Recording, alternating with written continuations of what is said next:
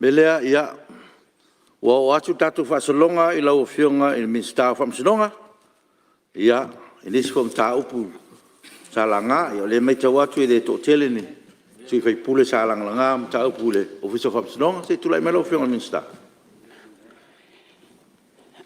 Ia, o te whaftai atu lau fionga le whonga whetalai mo le avanoa. O no leo to amoa se avanoa, ia o leo o te whaatalofa atuai, mwhawhiloa I atuai lau fionga, ma lol whaatotoa I le taita ina o le tātou whonatanga.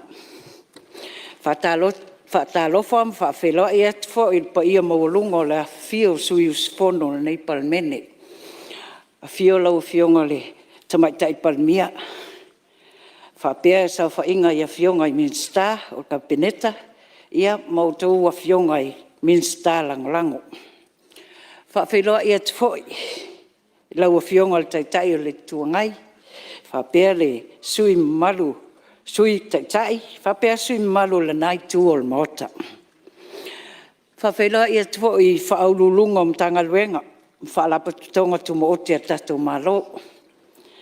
Whapea sui umo le tunu ua mwhai on tatou usfono whaatasi nei aso. Lau sunga le whailau tusi ma le ofisa o le fono, o lo vai malima I aile nei palmene. O te whaatalo whaatu le whaafonga tapua I mai le fionga le au mamalu o le malo, malana miseofo. Lau a fionga I le sui o le fono sui tofia ma lau faltua. A fionga le whaamsin Sili, whaapea le perestene o le whaamsinonga o whanua maswafa. Ia, e mai se le malu e li imtamaitai whaamsino o le whaamsinonga. Whaatalo whaatu foi, whaafonga tapua I mai o taitai o Kalesia whaapea au whaingaluenga tofia le atua o lo whaanono manu au Seumanu o Samoa. Whaafonga tapua I mai o se o tātou atunu'u I on tūlanga whaalupe I Samoa nei maso se tafa o laulangi o loo alalam papa au ai. Ma lor soifua, whaftai mo la autou tapua inga o a Seumanu ai whaiwal palmene.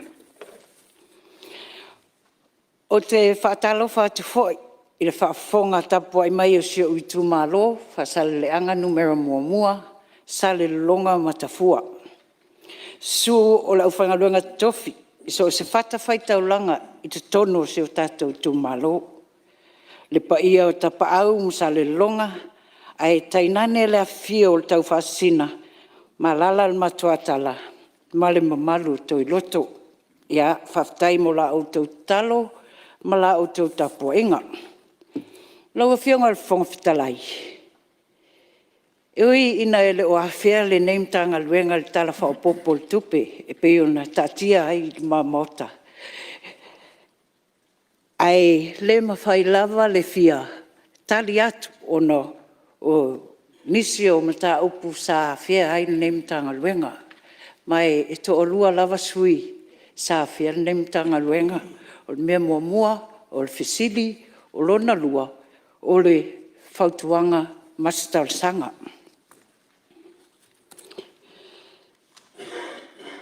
O le awhionga le sui mamalu o ainga le taiki. Awhionga le sui whongawhitalai. Sa ia fsiringia le tūlanga o lo I ele vaenga whātolu ma le vaenga whawha o tūla whono whanua maswafa lua o. Po le a se tūlanga o iai. E tusai fo I whātalang noanga sa ngafa ma le neimtanga luenga. E peon sila fia, o le vaenga whātolu ma le whawha o tūla whono whanua maswafa lua o. Lea ua toe tala I lewa noa. E mawhai ei o na toe lu I tau whai unga, o le whamsinonga whanua maswafa ua tu mauma mausali. O a uma whai unga sa whai ei tu atua mati lua o lua tasi sa a mata wha malu I nai tu la whono whanua maswafa lua o. Lea ua tatala le vaenga whātolu ma le vaenga whawha o tu la whono. E toe lu I tau ai. O le taimi nei la. Ele I whaamaluina al whaongaina o le whai upu whātolu ma le whawha.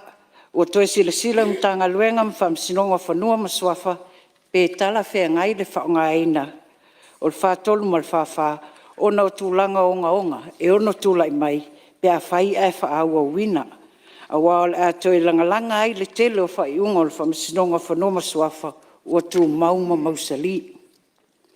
O le fo i ua ta oto le whaiunga al kapeneta, mo le toi ilo iloina o nei tū la fono, ma ua whaanga solonga luenga le ofisa lo i Sili ma le nei mtanga luenga. I le ilo iloina ma le whatalanoina o le mamalu le atunuu, i se tūlanga i ta oto le ei vaenga nei o le tū la fono. Ia aua ne iai sona afianga le mamalu le atunuu, pe a whai ai whataunuina lona whaongaina. A o whatalanoanga sa ngafa ma le mtanga luenga ma nisi o le mamalu le atunuu e pei ona fisiringia e sui mamalu. Sa mafuli le tele o finangalo i le toe whaalea o ngaina o vaenga nei o le tū la fono. Ona e matua i o ngā afianga i on tūla i mai si o tātou atunuu, pe a whai ai whaongaina. O le taimila nei, o lo whaasolo peanga luenga o le toi ilo iloina o nei tū la fono. Whaatasi ai mwhaatalanoanga male atunuu, ina ia mautū ma mausali se tū la fono. E toi tuuina mai tonu le palmene, mo rona laulili wina. O te lua o te whaafitai atu sui malo sa nganga numero lua, pe ona ia tal sanga mai ni computer mo ngā luenga whaatino o ngā luenga. Ia mea siri o le whaafonga atu le fionga le minsta o tupe, ina ia mwhai no whaamtumai nisi vai ngā tupe, mo le whaatupina o nisi masini computer mo ngā luenga whaatino o ngā luenga. Ai whaafitai atu mo lo whina ngā whaalia, ai mai se whaia sila i mea whainga luenga o lo whaonga ina lau whainga luenga, a wāl tautua ina o si o tātou o tunu.